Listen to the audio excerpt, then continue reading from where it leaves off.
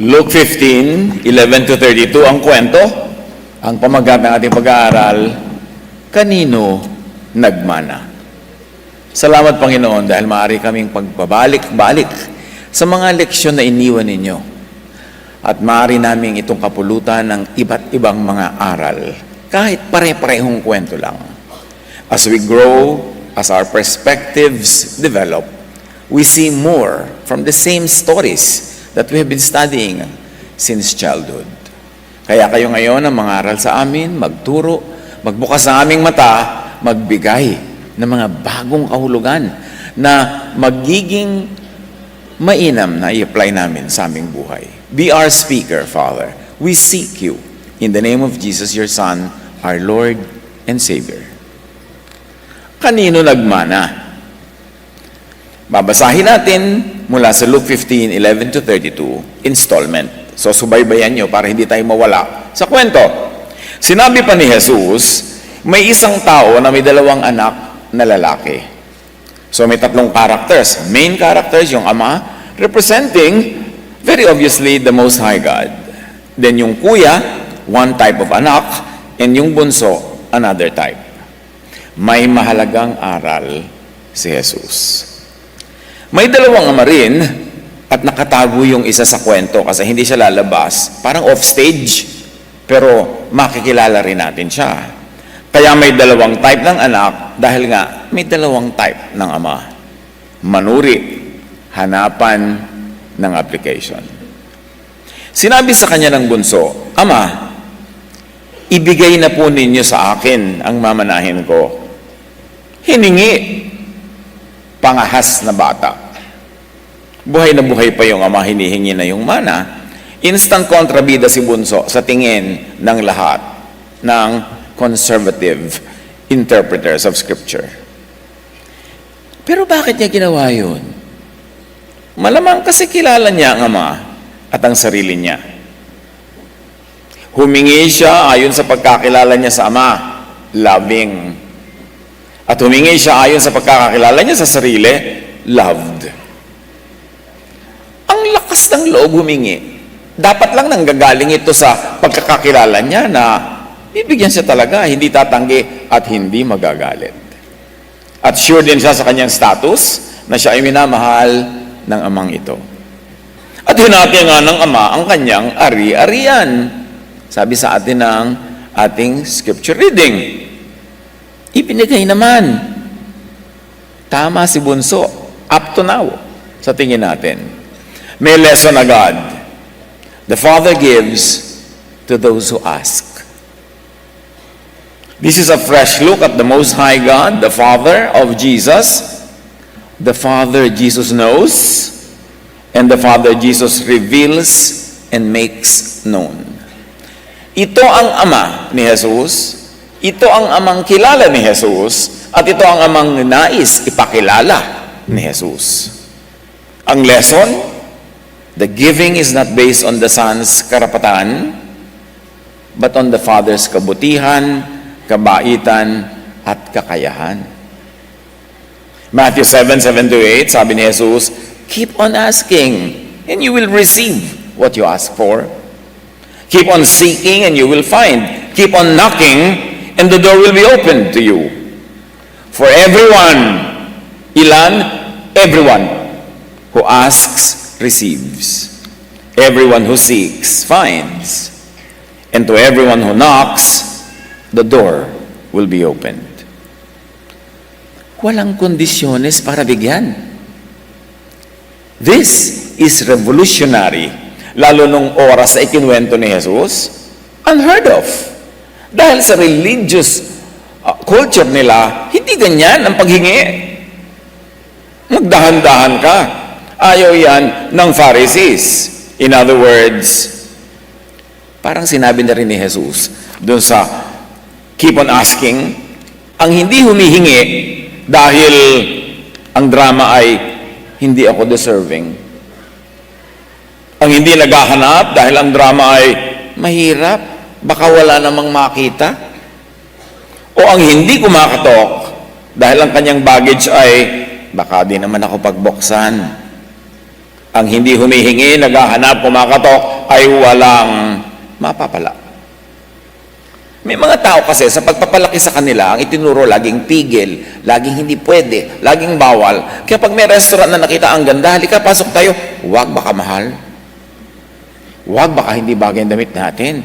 Huwag, baka hindi tayo papasukin. Yung pinipigil agad ang sarili. Kasi pinalaking pinipigil lagi. Sabi ni Jesus, humingi kayo. Lahat ng humihingi, bibigyan. Very revolutionary. But of course, you and I know that Jesus was a revolutionary, is a revolutionary.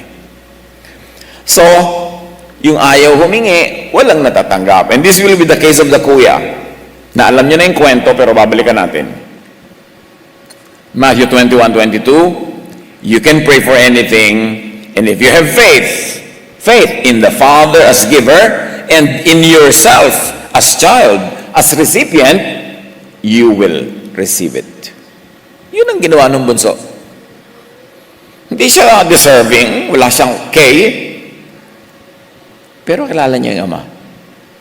At kilala niya ang sarili niya.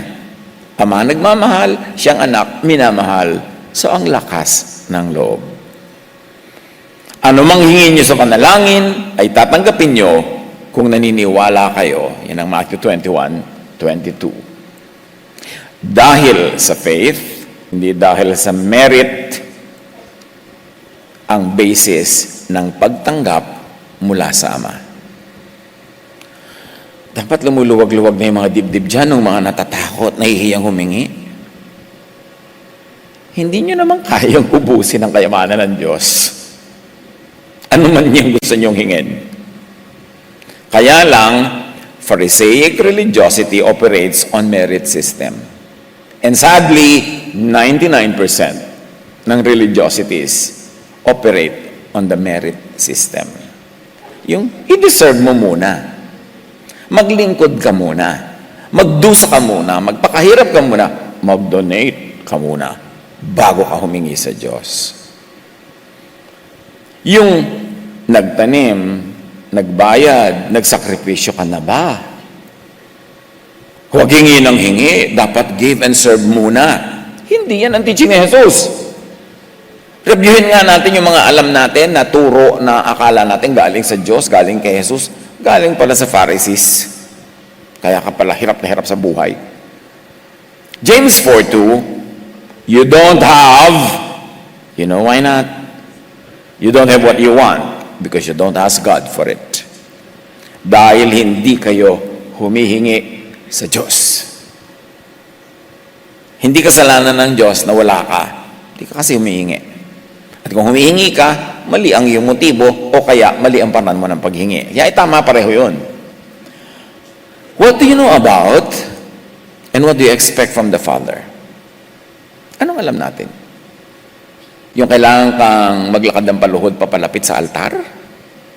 Really? Natutuwa ang Diyos sa pudpud mong tuhod? Kasi ay pudpud na pudpud ang tuhod niya, bigyan na natin. What is the Father pleased to give you? Yun lang bang deserved, earned, paid for mo na? Yun lang dapat religious or heavenly? Hindi ka dapat ihingi ng anything secular and worldly. Ayaw yan ng Diyos, bawal mag-enjoy.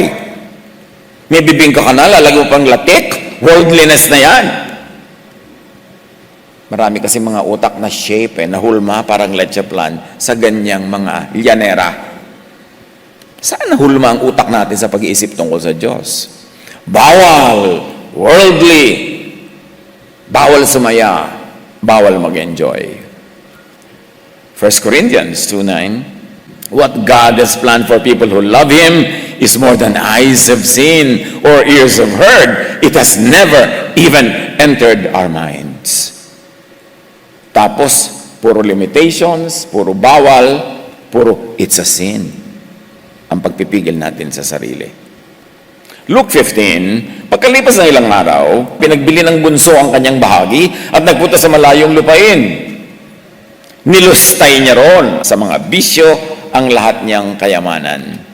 Sabi ng CEV, he wasted all his money in wild living.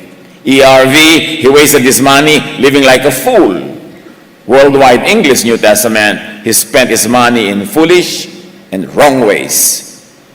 Puro labels ng judgment, yung kwento, yung narrative. Pero hindi ito ang sabi ng Ama from His own mouth. Hindi ito sinabi ng Ama with words or even through body language. Sabi lang yon nung nagna-narrate ng kwento. Luke 15, nang maubos na ito, meaning ang kayamanan, nagkaroon ng matinding tagutom sa lupain ngayon. In other words, mahirap makatanggap ng tulong sa ibang tao kasi lahat naghirap. Kaya siya'y nagsimulang maghirap. Namasukan siya sa isang tagaroon at siya'y pinagtrabaho nito sa isang babuyan. Sa tindi ng kanyang gutom, at dahil sa wala namang nagbibigay sa kanya ng pagkain, halos kainin na niya mga pinagbalatan ng mga bungang kahoy na pinapakain sa mga baboy. Yung kaning baboy naman nun, mga bungang kahoy, mga prutas, hindi naman yung mga tira-tira galing sa mga restaurant. So, ang nangyari, dahil malayo siya sa kanyang sariling ama, at meron siyang pangangailangan, sumilong siya sa ibang ama na masukan. Itinuring at tinrato naman siyang less than anak. In fact, tinrato siyang hamak. Lesson from Jesus, may ama na ganito. Hamak ang tingin sa'yo. Work to death ka na, pero wala man lang pakain. Maraming ganun.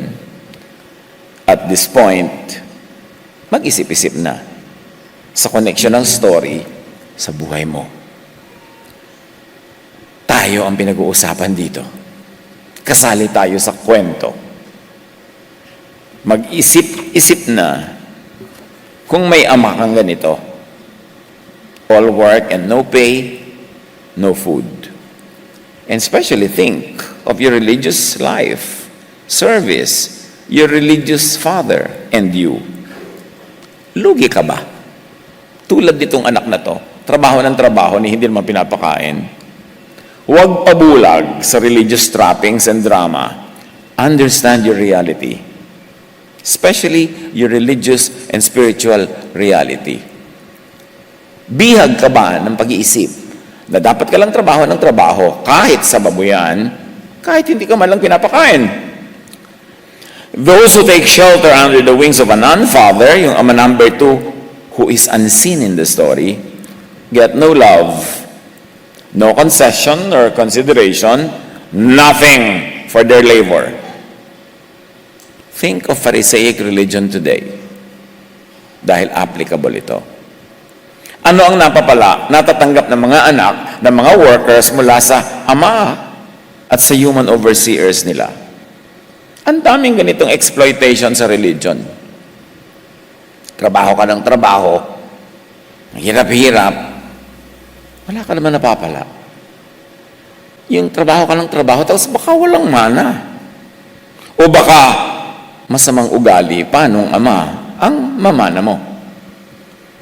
Puro ka religion, wala ka na mapapala. Ang napapala mo pa, Pharisiness, judgmentalism, self-righteousness, self-promotion, paghamak sa iba, pang-iinsulto sa iba, at pagtataas sa sarili lamang.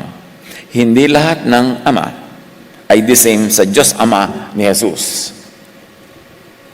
Dapat yan suriin. May ibang ama, dapat uriin at suriin. Ang tanong at pagbubukas ni Jesus ng isip sa mga ito, nasa Luke 11:11. Kayong mga ama, sabi ni Jesus, bibigyan ba ninyo ng ahas ang inyong anak kung ito'y humihingi ng isda? Pakaisip-isipin nyo kung ano ang tinutumbok ni Jesus dito. Kayong mga ama, ahas ba ang ibibigay nyo kung nagugutom ang inyong mga anak? Sabi nga nila sa Batangas, ay huwag gayaan. Dapat, kung ang hinihingi ay pagkain na ibigay mo kasi ama ka eh. Hindi nga, reklamo ka ng reklamo, nagugutom ka, gusto mo ng pagkain, eto ang ahas. Malalim ang hinuhugot ni Jesus. Dapat pag-isipan dahil may tinutumbok si Jesus. Don't miss the point. Magkaiba ang ama niya at ang ama ng mga Jews na kausap niya. Kaya bilang mga anak, magkaiba sila sa isip, salita, kilos at gawa ni Jesus. Observe today. Obserbahan natin yan. Mga eksena ng buhay sa pang-araw-araw. John 8:38. Kausap na naman ni Jesus yung mga Hudyong lagi nakikipagtalo sa kanya. Ang nakita ko sa aking Ama, very emphatic si Jesus. Hindi niya sinabi kahit kailan na ating Ama. Sabi ni Jesus, ang nakita ko sa aking Ama, ay siya kung sinasabi sa inyo. Kayo naman, ang narinig nyo sa inyong Ama, ang siyang nagiging ginagawa nyo. Magkaiba tayo. Magkaiba tayo ng sinasabi, magkaiba tayo ng ginagawa, kasi magkaiba tayo ng Ama. Like Father, like Son, sabi nga nila, mana-mana sa ama-ama. Sino ang ama mo? Baka si baby ama. So mag-isip-isip ka rin. Although, syempre siguro yung taong yun sa tunay na buhay, marami rin magagandang personal qualities na hindi natin alam. Mana-mana. Apply this sa religious life. Sabi ni Jesus, magkaiba tayo ng gawa. Kasi magkaiba tayo ng Ama. Nakikilala ang invisible Father through the visible Son. Pag kami isang young person dyan, ang kilos niya, ang buti-buti, ang husay-husay. Hindi mo nakikita magulang. Sabi mo, mahusay ang magulang niyan. Kasi kita mo sa anak. Not 100%. But mostly. Pagka naman ang behavior niya masyadong salaula, masyadong mali-mali. Sabi mo, kanino pang anak yan? Bakit ganyan ang pagpapalaki sa kanya? The invisible magulang becomes visible through the words and behavior of the visible anak. At si Jesus, sabi sa Colossians 1:15, the Son is the visible image of the invisible God. Tuwing meron tayong verse at may parenthesis na ganyan, naka-italic pa yung laman sa loob, ibig sabihin nun, it's my suggested addition to amplify, to clarify the meaning. So, the church should be the visible image of the invisible Father. Makikita mo sa kilos ng church people, kung sino talaga ang ama nila. Because you are the image of your Father. You make the invisible Father visible through your words and through your deeds. Now, Jesus reveals the identity of the Father of the Jews. Nakausap niya. Sa 8:44 ng John, Jesus says, "For you are the children of your father, the devil, and you love to do evil things he does." Mantakin nyo yan mula sa bibig ni Jesus. Sabi niya sa makausap niya, ang demonyo naman ang ama nyo eh. Anak kayo ng demonyo. Kaya ganyan, puro kademonyohan ang pinagagagawa ninyo. Pwede ba yung sabihin sa Pharisaic religion? Pwede ba yung i-apply? Na ganyan ka, kasi ganyan ang ama mo. Bakit ka sobrang mapagparusa? Bakit ka sobrang malupit? Bakit sobrang ka mapanghusga? Ano ba itinuturo sa iyo ng ama mo? Ang ama mo ba ay ama rin ni Jesus? Dapat pareho kasi kayo ng kilos ni Jesus kung pareho kayo ng ama. At idiniin ba ni Jesus ang ama nyo? He was a murderer from the beginning. He has always hated the truth, and Jesus is the truth. That's why people who love this religiosity hates Jesus. Kasi nga, magkaiba ng Ama. Because there is no truth in Him. When He lies, it is consistent with His character, for He is a liar and the father of lies. Yan pa lang, another topic, kailangan pag-aralan ng ilang taon para maunawa talaga. But this is from the very mouth of Jesus. This Father of Jesus, meanwhile, is still mostly unknown, even to many who profess faith in Jesus. Ang daming tao, sabi nila, nananampalataya kami kay Jesus, Christian kami, Christ-centered kami. Pero tingnan mo ang salita, ang asal at gawa, kung kaninong ama hinuhugot. Masasabi mo bang, yes, hinuhugot din nila sa ama ni Jesus. Talagang true believers sila ni Jesus. O dekorasyon lang yung Christ-centered. Pero sa totoo lang, iba ang umiiral na pananaw at katuruan. Dapat magsuri-suri. Hindi ibibigay mo ang buhay mo, panahon mo, tapos baka naman kung sino yung ama dyan. Hindi naman mahirap pakilala kung sino yung ama eh. Kasi kitang-kita sa children kung ano ang minana at kung sino ang pinagmanahan. Although hindi yan 100% correct sa mga tao, kasi meron ang buti-buting magulang tapos salaula yung anak. Meron namang magulang na wala kakwenta-kwenta, pero ang tinutunan ng anak. Pero exemption yun. Mostly, makikita mo kung paano pinalaki. Sa kilos, sa salita, sa asal. Luke 15:7, ngunit napag-isip-isip niya ang kanyang ginawa at sinabi niya sa sarili, balik tayo sa bunso. Nakapiling niya ang mga baboy, nagkaroon siya ng kaliwanagan. Labis-labis ang pagkain ng mga alila ng aking ama, samantalang ako'y namamatay dito sa gutom. Tama nga naman. Bakit ka namamatay sa gutom? Kasi malayo ka sa tunay na ama. A non-father gets your service but gives you nothing or gives you kaning baboy. Isip-isip pag may time kung anong kahulugan niyan sa ating buhay. Luke 15, babalik ako sa aking ama at sasabihin ko sa kanya, Ama, nagkasala po ako sa Diyos at sa inyo. Hindi na po ako dapat na tawagin anak nyo. Ibilang na lamang ninyo ako sa inyong mga alila. At siya'y nagpasyang umuwi sa kanila. So here, bunso admits guilt by certain standards, sin by certain laws. Dati hindi issue sa kanya yung kanyang ginagawa at hindi ginagawa. Pero ngayon naghirap, nag-isip-isip. At hinusgahan niya ang kanyang sarili na makasalanan. Siyempre, may pinagbabasihan siya. Hindi yung nilakihan niyang culture, kung anong kasalanan doon, yung nakalakihan niyang reliyon, kung ano ang masama doon, yun ngayon ang in-apply niya sa sarili niya. In-apply niya ngayon sa sarili niya yung law ng kanyang bayan, and he judged himself guilty. Ang tanong, ganun din kaya ang assessment ng ama sa kanya? Ganon din kaya talaga ang judgment ng ama sa kanya? O, ginudge ba talaga siya ng ama? Ever. Romans 2:12, ang mga Hudyo ay mayroong kautusan. Sila ay nagkakasala at hahatulan batay sa kautusan.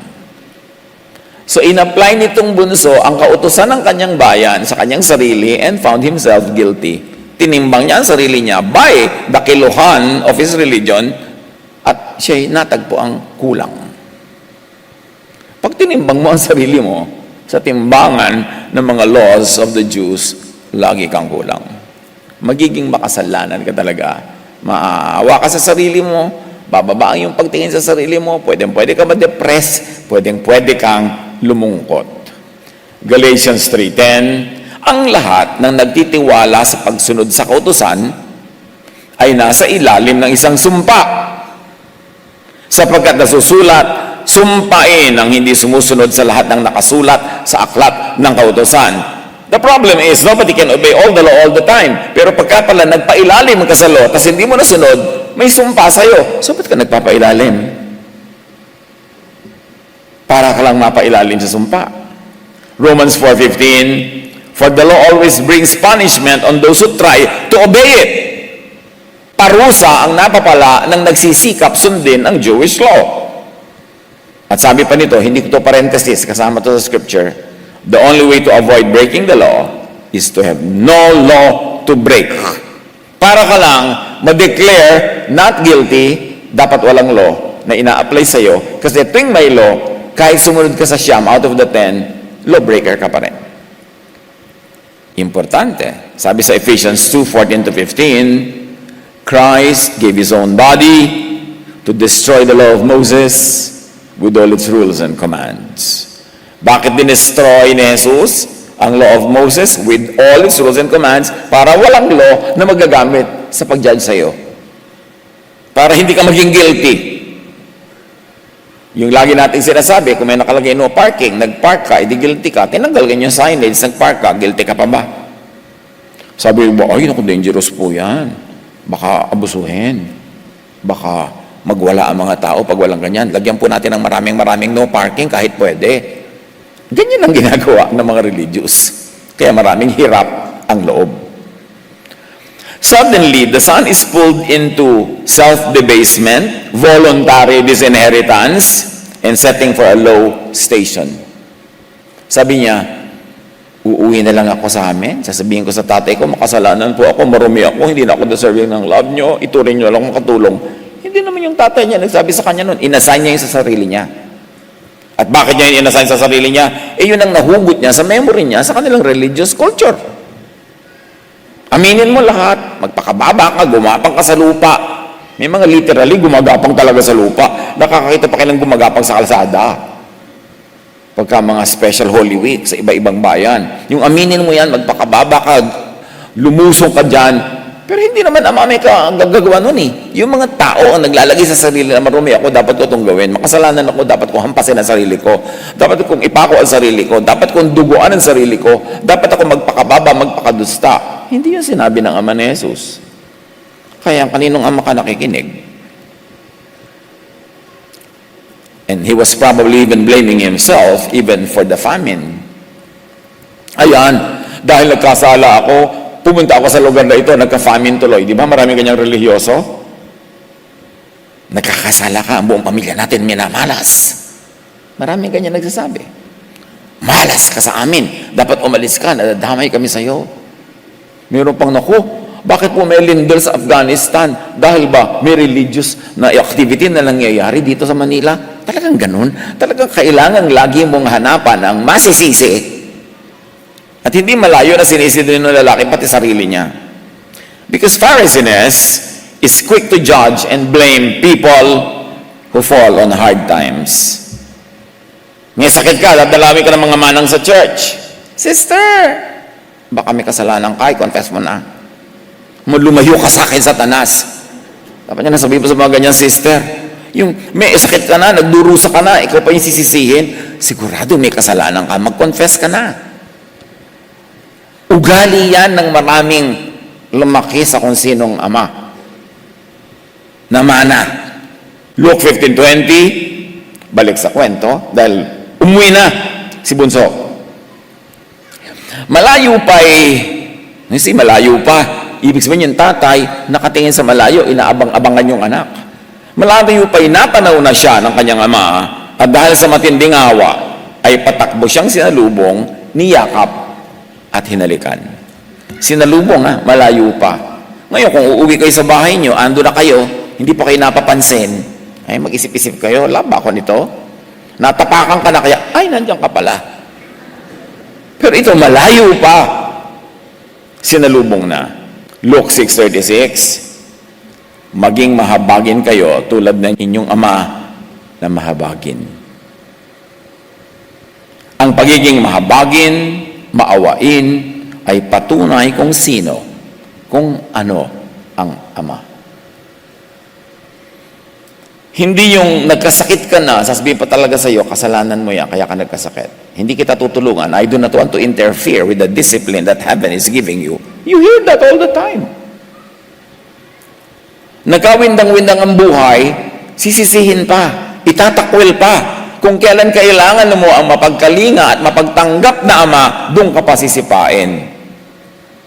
Anak, diakonisa ako sa church. Nagkasala ka. Kailangan kitang itaboy, palayasin, dahil paano naman ang image ko? So, sisipain ng anak na nagkamali, magpalagay na, nagkasala, hindi na lang magpakay na. Marami nang humihingi sa akin ng advice. Pastor, ano pong gagawin ko sa anak ko na ganito ang buhay, ganun ang ginagawa? Sabi ko, magpakaina ka na lang. Kasi yun naman ang unang role mo sa buhay niya. Huwag ka na magpaka-diakonisa sa anak mo. Kailangan niya ng tulong mo, kailangan niya ng pagmamahal mo, hindi ng judgment mo para lang maganda yung image mo sa mga kapwa ko churchmates na pare-pareho lang naman nagpapanggap. Magpakaina ka, magpakaama ka, magpakakapatid ka na lang. Dahil yun ang tunay na relasyon mo sa kanya. Artificial lang yung nagkaroon ka ng religious office. Nagpastor ako, kailangan lahat kayo, perfect ang behavior. Tatay, kayo po ang nagpastor, hindi kami. Kaya niya sabihin yun? Walang pastor's kid, walang pastor's wife, meron lang pastor. Ngayon, may wife siya, may kid siya, kung anong buhay nun, yun ang anak niya, yun ang asawa niya. Hindi kailangan dahil pastor siya, pastoral din ang kilos ng anak niya. Of course, it is preferable, it is probably nice, pero hindi dapat yung i-require. Ikaw yung may calling, ikaw ang tinawag ng Diyos. Bakit mo ipinapataw sa balikat ng anak mo yung kabanalan mo? Yung doktrina mo? Anak, ama ka Kahit ba ano yan Hindi ko pastor ka, gagawin mo exhibit sa church na ang pamilya mo perfect. I'm sure nagpapanggap lang kayo kung mukha kayong perfect. Because nobody is perfect. So, Pharisaic people are usually walang awa, especially when it comes to the implementation of the law, stoning of sinners to death, kahit pa sariling anak. Ang dami ko nang nakita sa mahigit 4 na dekada ko ng pagpapastor. Napakaraming mga amang hindi nagpakaama. Napakaraming ina, kapatid, na tinalikuran yung kanilang primary relationship dahil sa image. O kahit na dahil sa sincere na doktrina. Reviewin mo yung doktrina na yan in light of this story that we are reading now. Dahil yung ama dyan ang modelo. Patakbong sinalubong. The true father is eager to welcome and to receive, not eager to tiwalag. Yung lagi na lang ang panakot, titiwalag kita, itatakwil kita, palalayasin kita. Hindi mo narinig yan sa ama ni Jesus. Kaya, kanino ka ba nagmana kung ganyan ka? Mag-isip-isip. Luke 4:18, ang Espiritu ng Panginoon ay sumasa akin. Sabi ni Jesus, sapagkat hinirang niya ako upang ipangaral sa mga mahihirap ang magandang balita. Ano yon? Love and grace. Ano yung hindi magandang balita? Law and judgment. So ang pinangaral ni Jesus ay yung magandang balita. God's love and grace. Isinugo niya ako upang ipahayag sa mga bihag, bihag nino? Bihag ng law. Na sila'y lalaya. At sa mga bulag, sino yung bulag? Spiritually blind because of the law, na sila'y makakakita. Anong makikita nila? Liwanag at katotohanan na mag-aakay sa kanila tungo sa kalayaan. 2 Corinthians 3:15-16, when the law of Moses is read, pag daw yung mga nagkakandarapa ka at focus ka sa law of Moses, they have their minds covered over with a covering that is removed only for those who turn to the Lord. Ang mga nagpapailalim daw sa law of Moses, tinatakpan ng mata para hindi makakita ng liwanag. At natatanggal lang ang tiring na yan kapag sila nagsimula ng maniwala at sumunod kay Jesus. Luke 4:18, isinugo ako upang palayain ang mga inaapi, nino, ng religion. Hindi naman political ang agenda ni Jesus spiritual. Ephesians 2:4, God is so rich in mercy and He loved us so much. The true Father is eager to welcome and receive kahit amoy baboy, kahit nagbaboy by the standards of the law. Yun ang ama na ipinapakilala ni Jesus. Hindi yun ang ama na ipinapakilala ng Pharisees. The true Father is forgiving and accepting, never vindictive. Hindi mapaghiganti. Never distant, never separatist. Laging yumayakap, tumatanggap, sumasalubong, hindi nagtutulak, nagtatakwil, o nagtitiwalag. Ibang ama ang mahilig sa vengeance at parusa. Ephesians 1:7, He is so rich in kindness and grace. The true Father does not reject, is not squeamish, hindi maselan, and welcomes even the unclean. Si Jesus nga, humahawak sa mga bangkay, sa mga may ketong, sa mga dinudugo, hinahayaan niyang hawakan siya. Not the father of the Jews na kausap niya. Unclean ka, bawal kang lumapit sa akin. Be holy because I am holy. And holy means clinical cleanliness. Hindi yun spiritual. Unlike the non-fathers that reject the unclean, that separate from the unclean, that say, touch the unclean thing and I will welcome you. The true Father is eager to welcome and receive kahit minamaliit ang goodness, grace, and love ng Ama. And in this case, yung anak niyang bunso, minaliit na niya nung pabalik siya ang kabutihang loob ng kanyang ama. Naranasan niyo na ba yun na willing kayong tulungan yung anak niyo tapos ayaw humingi dahil iniisip din niyo bibigyan? Pero nakaka-insulto ka naman, anak. Bakit kailangan ka pang magtiis, pwede ka namang humingi. Nakaka-insulto naman yan na sinasabi mong, itrato na lang kitang katulong dahil nagkasala ka. Yan ba ang pagkakakilala mo sa akin? At yan ang pagkakakilala ng marami. Maling pagkakakilala sa Diyos, Ama ni Jesus. Do not think of God as bad, wicked, and hard-hearted, as angry, vindictive, hurtful, and violent, and never think of the Ama as matuos. Hindi matuos yung ama na ipinapakilala ni Jesus. At sabi pa nga ni Paul, who understands very much the doctrine of Jesus in many ways, 1 Corinthians 13:5, love keeps no record of wrongs. Hindi matuos, hindi masumbat ang ama. Kaya sabi ni Paul sa 1 Corinthians 13:4, love is never jealous. The true Father is God of love, is loving. The true Father is never jealous. Hindi siya insecure. Siya ay hindi naiinggit, naninibugho dahil siya'y mapagbigay because He owns everything. Hindi siya insecure. The true God is infinitely kinder than we think.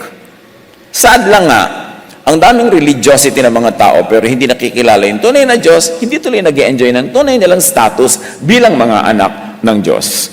Titus 3:4-5, iniligtas niya tayo hindi dahil sa ating mabubuting gawa, kundi dahil sa kanyang habag sa atin. Balik sa kwento, Luke 15. Sinabi ng anak, kasi nga niyayakap siya, Ama, nagkasala po ako sa Diyos at sa inyo. Hindi na po ako karapat dapat na tawagin ang anak nyo. Wala nang hug-hug. Wala nang kiss-kiss. Kasi makasalanan ako, hindi na ako bagay. The son verbalizes his self-debasement, judges himself, and sadly also judges the father. Yung yayakap mo yung anak mo, tapos ayaw payakap dahil hindi siya worthy, anong tingin niya sa'yo? Judgment yon. Hindi niya inakalang patatawarin pa siya. Inaakala niya, pagdating niya, mamemewang niyo kasing taas ng kilikili. Ano? Naghirap ka, kaya ka bumalik. Di ba maraming ganon? Umaakit ka sa hagdan, ano? Babalik-balik ka? Akala niya ganon. Hindi niya inakalang patatawarin pa siya. Hindi niya inakalang napakamapagpatawad pala ng ama niya. Although alam na niyang mabait at nagbibigay, hindi pa niya alam na nagpapatawad, tumatanggap, anuman ang kalagayan. Luke 15, pinansin ba siya ng ama? No. Ngunit tinawag ng ama ang kanyang mga alila, dali, kunin ninyo ang pinakamagandang damit at bihisan niyo siya. Suotan niyo siya ng singsing at ng sandalyas. Kung sa Pilipinas, siyempre nangyari ito, sasabihin mo na ng ama, paliguan niyo. Dahil ang hilig-hilig natin munang maligo. So anong nangyari dito? Full restoration. No questions asked. Yan ang nakaka-discourage sa nagkamali, tapos gusto mong bumalik. Yung takot mong kung ano mga sabihin sa'yo habang umaakit ka ng hagdan o pumapasok ka ng bungalow nyo. No sumbat, sermon, no tuos-tuos, no galit or disciplinary measure na pagmitingan natin ang kasalanan niya at patawa natin siya ng disciplinary action. No bawas of love and privilege. Ito ang ama ni Jesus, ito ang amang ipinapakilala niya. The Jesus policy on dealing with sinners, walang hearing or trial by the council, na ang dami-dami sa mga churches. Yung ang lalakas ng loob, uupo sila sa mesa na ganyan, komite, at ikay nililitis, tinatanong, hello? Yung walang kasalanan ng bumato, yung bang mga naglilitis sa ganyan sa mga churches, sa mga nakakasala ko, no?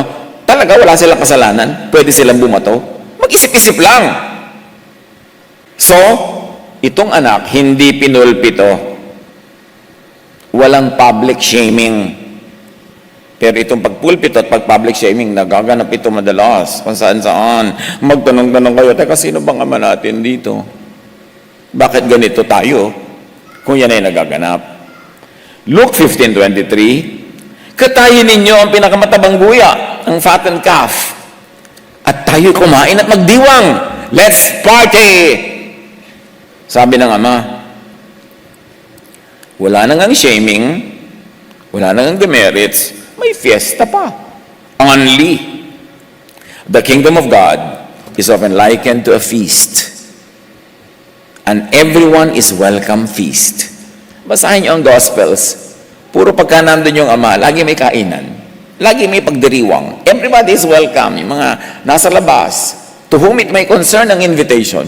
Hindi exclusive. The Father, the King, is dramatically situated in the Gospels in scenes of love, care, forgiveness, restoration.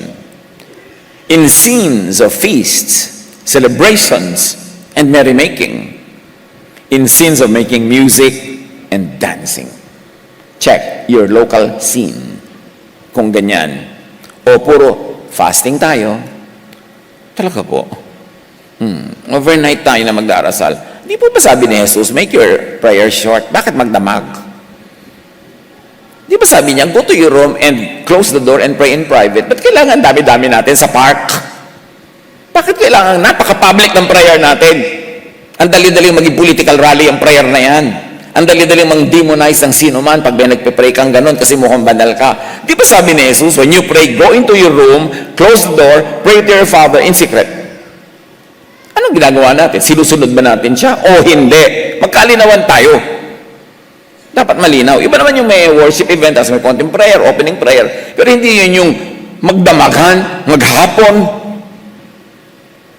Take your cue from the Most High. Love, care, forgive, restore. Feast, celebrate, and make merry. Make music and dance. Yan ang Ama na ipinapakilala ni Jesus.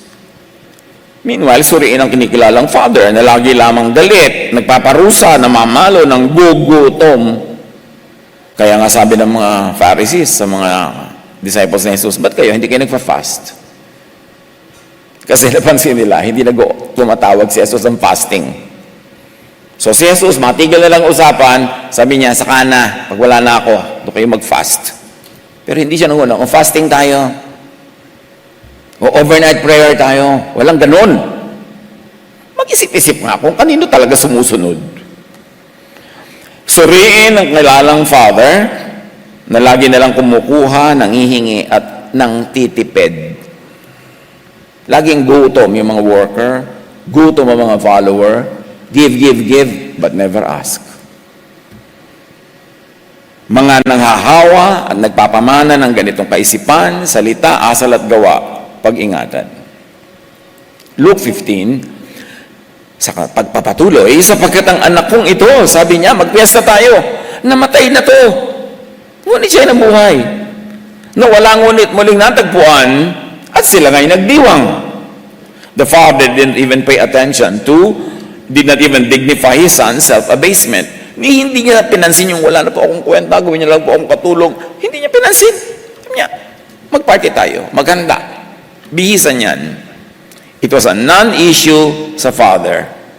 But of course, this is a big issue dun sa other father. Nakwentahan na mangyayari. Parusahan, yun. Luke 15, nasa bukid nun ang anak na panganay.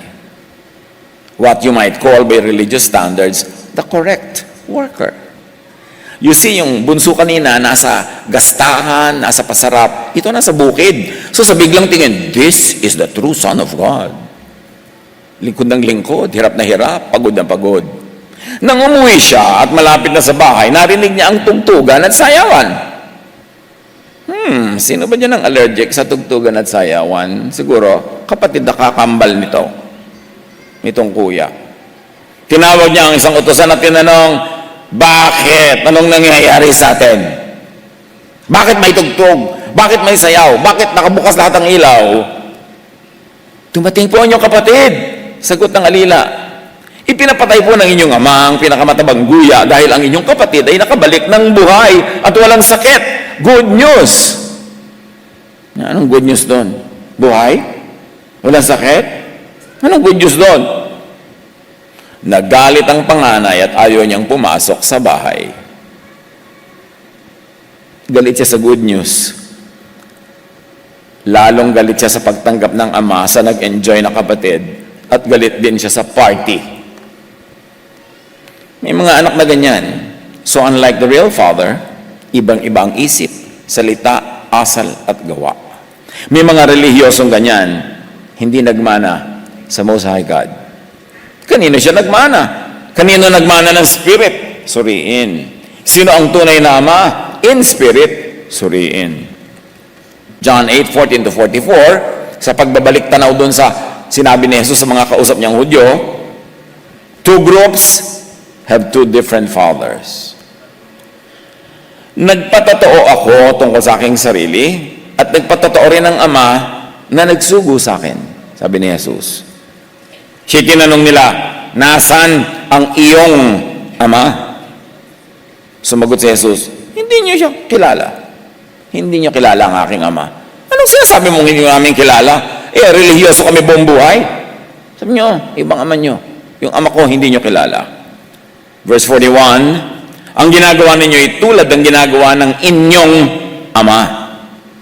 Sumagot sila, hindi kami anak sa labas. Iisang aming ama, ang Diyos. Sabi ni Jesus, ang dyablo ang inyong ama. At ang gusto niyong gawin ay kung ano ang gusto niya.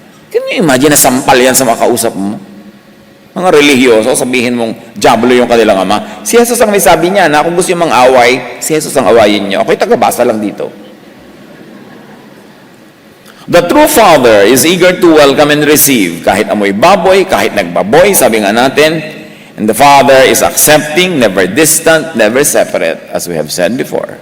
Luke 15:28, pinuntahan siya, si kuya, ng kanyang ama at pinakiusapan. Nalaman ng ama, nandiyan na pala, bakit hindi pumapasok? Ayaw po, nagagalit. Lumabas ang ama. Pinuntahan lang, pero hindi patakbo. Di tulad ng pagsalubong niya doon sa bunso. No hugs or kisses. No special reception. Dahil dumating si righteous anak. Anong napansin natin dito? Body language ng ama. Walang gana ang ama sa anak na Pharisaic.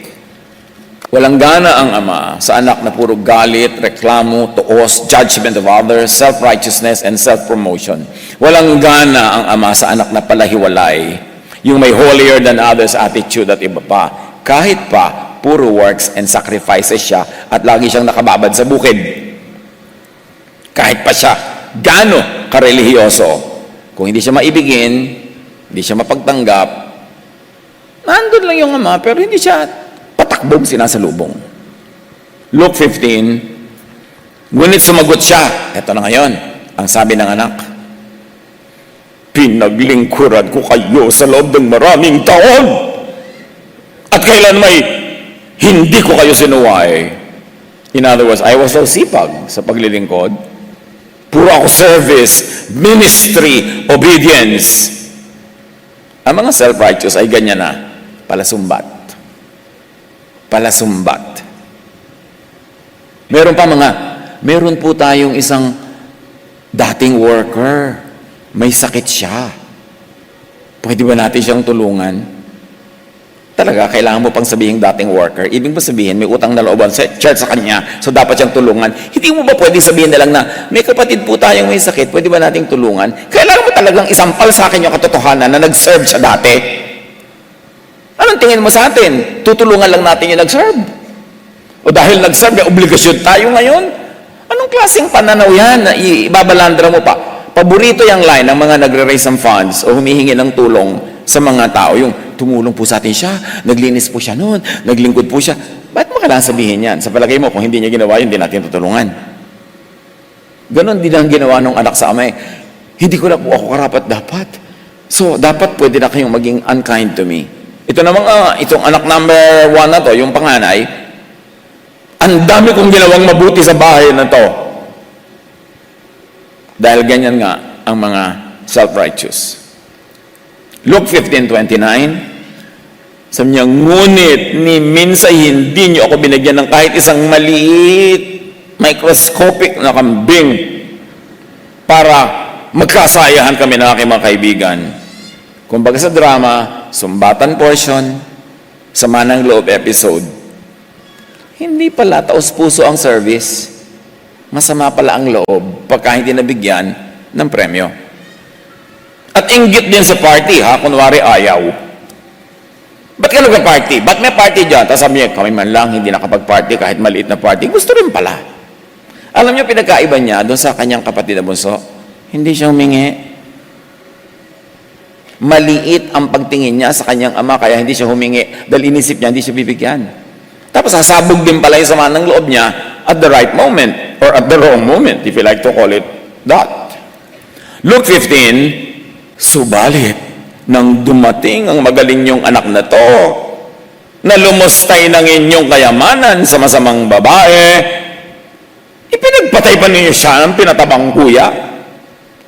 So ito ang self-righteousness and self-promotion drama. Judgment of brother or neighbor portion. Ang mismong ama nga, hindi lang judge. Did you notice? Hindi niya nga pinansin yung sinasabi ng anak niya na hindi na po ko karapat dapat, huwag niya ako ituring ng maganda. Hindi niya pinansin, not even a word. As if he never heard the thing. Because in his heart of hearts, he never heard it. Do you know that you only hear from the outside what's already inside your heart? Kaya kung ano yung iniisip nyo, pag narinig nyo sa labas, gustong-gusto nyo yun. Pag hindi nyo mainiisip, sinasabi mo lang sa labas, hindi nyo pinapansin yun. Hindi pinansin ng ama yung self-judgment ng anak. John 3:17, for God so loved the world that He gave His Son into the world. He sent His Son, and God did not send His Son into the world to condemn the world. Condemn with what? With and by the law, but to save the world through Him. Look, God did not send His Son to condemn the world, but to save the world. So ikaw na sumusunod sa Son, sa tingin mo, why are you in the business of condemning others? Why are you in the business of condemnation?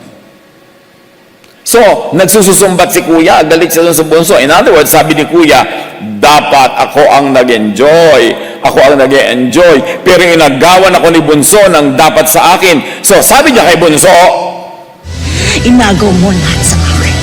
yan, inagaw mo ang lahat sa akin.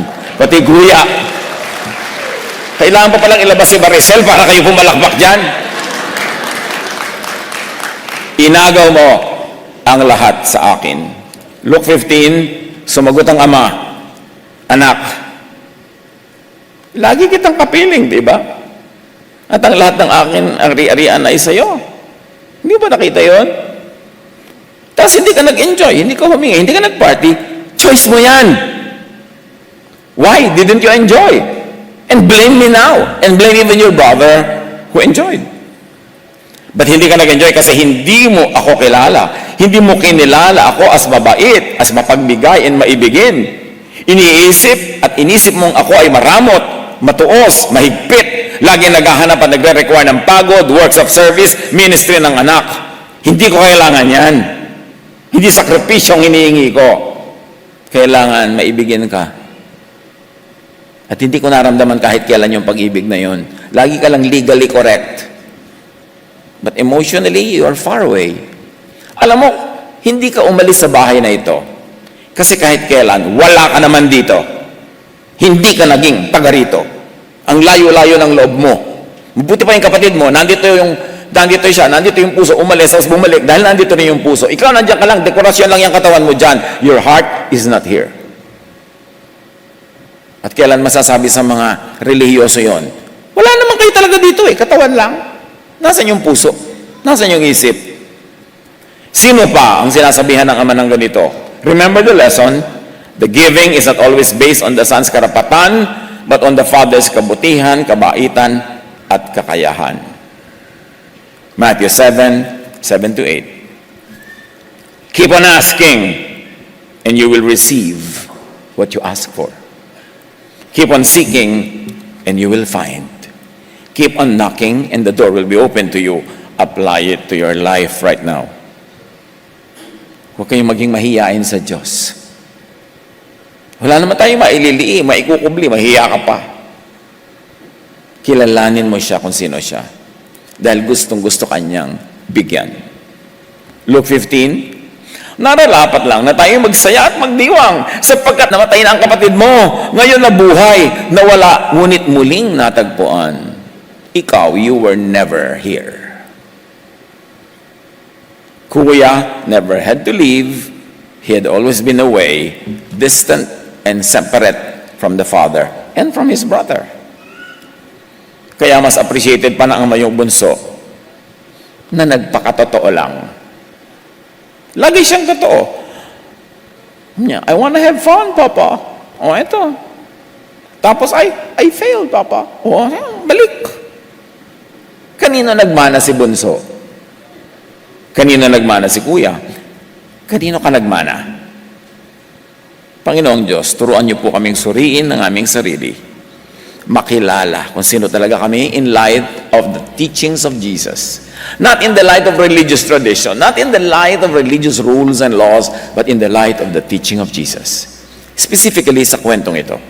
Sino po kami? Suriin namin ang aming mga sarili. Magbulay-bulay tayo sa mandali. Hanapan ng personal application ang napakagandang kwentong ito.